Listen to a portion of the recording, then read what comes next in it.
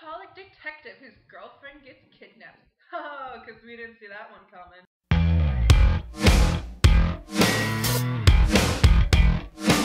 Hello, my bookworms, and welcome to today's review of James Oswald's The Book of Souls. Pretty much, I finished this book around 2 days before my wedding, so about a month ago. Scary thought, I know. I've been married for a month now. With that said, yes, it's been a month. This review might be a little scatty, and I apologize for that. I did have this review done and, recorded, and I was going to go edit it the one day, and my computer decided to eat it. I'm not sure what it did with it, but the whole thing vanished along with my review on the next two books I had for you guys, so here I am again. The Book of Souls by James Oswald is, unfortunately, kind of one of those cliche detective novel stories you got going on. It doesn't follow all of the cliches that happen in this genre, but there's enough that make you cringe. I read to you guys this little back panel here. I would reread it, but, it's just basically talking about a Christmas killer who kills every Christmas and slits girls' throats, puts them in a river, and then he happens to kill the detective's fiance, and the detective catches him, puts him behind bars, and that's where this leads off to, because now there's a copycat killer running on the loose. Here's my little synopsis on The Book of Souls. This story starts off with Inspector McLean, and he's called into this case about a fire's happening, even though it's his day off, and apparently he's the only man to do the job. So they call him into work, and then while he's investigating this fire, there's another phone call, and he is told that the Christmas killer has been murdered by his jailmate.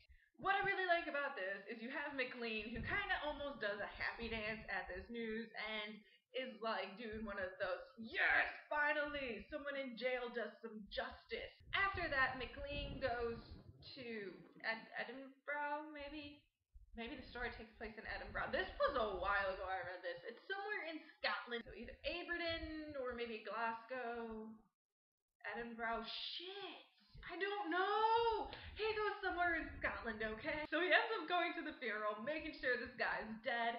He's buried, done with, over with. And then, lo and behold, a few days later, what happens? A girl turns up, dead, her throat slit, found in a river. It's pretty much the same MO as the Christmas killer, but everyone's sitting there going, but he's dead. After this brutal discovery, they put McLean in charge of this case. Now, I'm from America, as we all know, and I kind of know how the police force work there, that if you have like a personal attachment to a case, you're not allowed to work on it. And that's kind of what I thought would happen. Like, he had this personal attachment because this Christmas killer killed his fiance, and, he's got that attachment to it that it could affect not only him, but the people around him, his life, and, well, they still put him in charge of this case because they're like, well, you know the most about it. I'm like, silly! I thought it was silly, but, he gives you the story. In the story, you start to see that this killer doesn't exactly copy the Christmas killer because, well, the Christmas killer killed once every year around Christmas time. This killer, however, is doing it more frequently. Basically, you just have McLean trying to find this guy, dealing with these buildings setting themselves on fire like they're spontaneously human combusting, although they're not humans, and, well, yeah, that's about it. It's just him going through this. McLean has a few people on his side. He's got his girlfriend, who really isn't his girlfriend, kind of a bit more like a booty call. You got his partner. Then you have this one guy who's another detective that they don't see eye to eye, and this guy's dealing kind of with the narcotics side of things, and he wants all of McLean's team on his team, and it doesn't make sense because if everyone's focusing on one case, what happens if, something happens and everyone doesn't have a chance to go help other people because they're all dealing with drug addicts? The story continues like this. It does switch point of views for a little bit. For instance, you get the point of view of one of the victims, and I thought that was a bit odd to get a point of view of a victim. I'm not really used to that, even with these type of stories. I mean, you get the main character who ends up becoming almost a victim when you have these type of novels, but this one specifically, to be in the eyes of someone being murdered, I didn't like it. The story goes on, and then lo and behold, McLean's girlfriend, booty call, gets kidnapped, and for some reason McLean's the only one who believes she's kidnapped. I don't know why he's the only one who believes it. when you have a freaking killer out on the loose, but he's the only one who believes it. And then for some reason I forgot or another, but somehow they find where she's at and they figure out the killer in the same process, and you're just kind of at the end of the story. I'm not going to spoil the end of the story for you guys, because I'm not going to tell you what happens, who dies, who doesn't die. Well, we can all assume McLean doesn't die. Now for the things I liked and the things that I didn't like, and there is a good mixture of both. What I liked, although yes, I said this book follows the cliches of normal detective novels, that's kind of expected when you get back into this genre, but to a degree, it doesn't. Main point, you do not know who the killer is up until McLean finds out, and when you find out, you're like, no. I love that aspect of it. Switching point of views, I know I said I didn't like being in the victim's eyes, but that is an excellent aspect to the story, is you get to see what she sees and, feel what she feels, and, it's just as strange and uncomfortable as it made me, I did enjoy it to an extent because it's a different perspective and you find out something different about the killer, and you kind of see, a strange, well, not that the killer, is normal, but you start to see kind of, I don't want to say a, like a devilish side or, like possessed, but you start to see kind of that going on. Another excellent point is the characters. Although, yes, cliche they may be, they have chemistry between all of them. You really feel the hatred that McLean feels toward this other inspector guy and vice versa. You really see the connection between him and his partner, and although the only one I didn't really see happening was him and the booty call. On to what I didn't like. Cliche things happening. The drunk alcoholic detective does not suit my fancy. That is so cliche that it just makes me want to scream. The main thing I really did dislike about this book is the ending. Granted, yes, you don't find out who the killer is until the very end, but once you find out who the killer is, there is this point where I'm like, the story should have stopped. And it didn't stop, and I'm just kind of sitting there like, okay. Another thing I really wasn't too keen on was this paranormal aspect to this story. Yes, paranormal. The killer has a book of souls.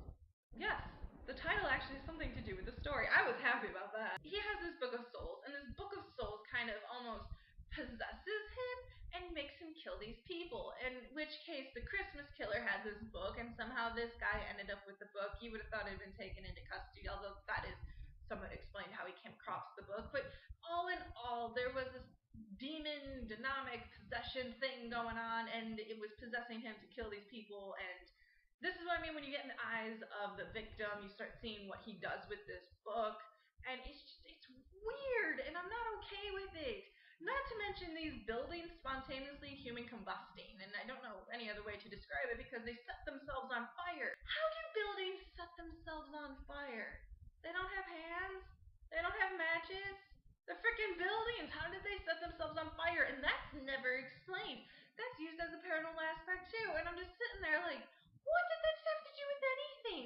I mean, it led up to the end where the building that the killer and McLean were in set itself on fire, but I'm still sitting there like, why are they setting themselves on fire? They can't be that sad of buildings. The ending gets even worse when they finally, and this might be a bit of a spoiler, but they take the booty call girl to the hospital where she's kind of in a coma. Now, that's where it leaves off. I can see, another story coming out of this, don't get me wrong, but to an extent you're kind of like, what? I read this entire book for that? What? And the stupid fighting scenes between McLean and the killer just, what?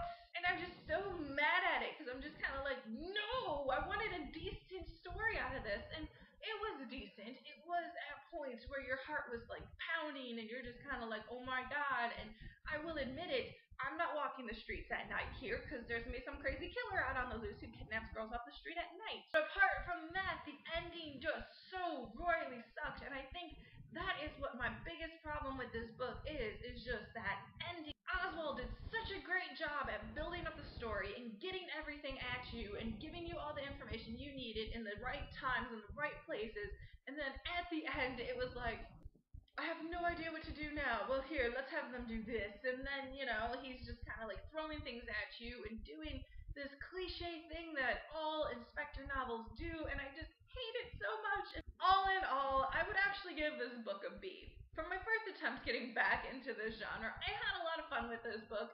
I laughed at some parts, I was scared at some parts, and at some parts I wanted to throw it across the room and swear at it and then see if it set itself on fire. James Oswald self-published this book to my knowledge. It says so in the inside flap where it talks about him.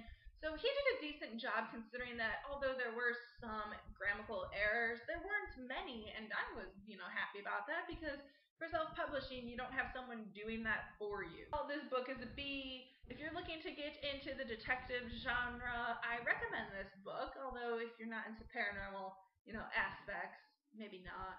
The next book on my list is the one that I have been stalking for a year, and if you guys saw my book haul, you would know what I'm talking about, and it is A Dangerous Inheritance by Alison Weir. Now, I've read this book, I finished this book, so yeah, that review will be up shortly too. I'll space them out a bit just to give it some wiggle room. I'm going to read to you guys the little back panel now. Two women separated by time are linked by the most famous murder mystery in history, the Princes in the Tower.